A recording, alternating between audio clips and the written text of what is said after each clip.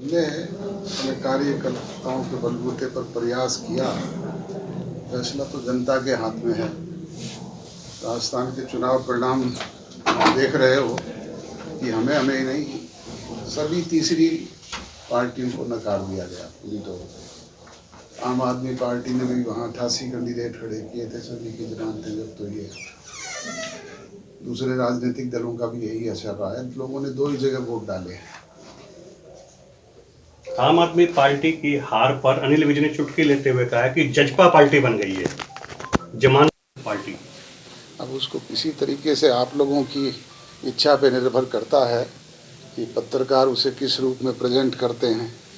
उन्होंने क्या कहा है, आपके लिए कहा है या जजपा के लिए कहा है? अब वो किसी के लिए कह सकते हैं, अब वो तो वही क्लियर कर सकते हैं, या आपकी लेखनी क्लियर करती है लोगों के सामने, तो वही व्यूज आएंगे। भाजपा नेता लगातार हरियाणा में मुखर हो रहे हैं। कल भी वीरेंद्र सिंह ने बयान दिया है कि या तो जजपा का विलय कर लिया जाए भाजपा में, या इनका साथ छोड़ दिया जाए। चौधरी वीरेंद्र सिंह सठिया चुके हैं, पहले भी कई मरतबा में बता गया। अब बार बार उनकी बात को दोहराना का कोई अर्थ नहीं है।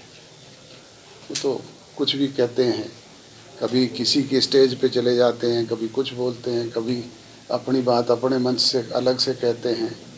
वो पार्टी की मुख्य धारा से जुड़े हुए हैं ही नहीं, उनकी नसीहत कौन मानेगा। और 75 पार वालों की तो बीजेपी में वैसे ही कोई पूछ नहीं होती। तो साहब, आपके मित्र केसी त्यागी जी हरियाणा आए थे कुछ दिन पहले, उन्होंने भूपेंद्र सिंह हुड्डा को हरियाणा का पॉपुलर लीडर बताया, इस पर आप करें? भूपेंद्र सिंह हुड्डा 2 बार प्रदेश के मुख्यमंत्री रहे हैं, लीडर तो है ही, नो डाउट, उसको तो मैं भी नहीं नकारता। आज के समय में पॉपुलर लीडर बताया उन्होंने हरियाणा। पॉपुलर लीडर है कि नहीं है, वो तो 2 बार प्रदेश के मुख्यमंत्री रहे हैं, तो लीडर तो है ही ना। पॉपुलर नहीं है। अब पॉपुलर तो प्रदेश की जनता तय करेगी कि कौन पॉपुलर है, वो तो चुनाव में डिसाइड होगा। लोकदल की रथ यात्रा के बाद आप जनता के बीच में कैसे जाएंगे? हम तो प्रदेश की जनता के लगातार संपर्क में हैं, जनसंपर्क हमारा चल रहा है। ये नव संकल्प रैली भी जनसंपर्क का हिस्सा है। हरियाणा राजस्थान में जो है जजपा को जो प्रदर्शन रहा है, उससे हरियाणा में आपको लगता नहीं नुकसान होगा पार्टी?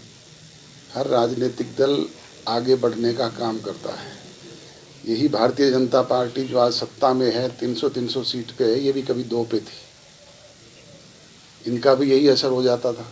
तो ये तो लोगों पे निर्भर करता है किस चुनाव में क्या परिणाम आ गया। विधानसभा का हमारी 10 की 10 लोकसभा सीट 1984 में हारे थे, और 1987 आते आते 85 सीट जीती कि नहीं जीती।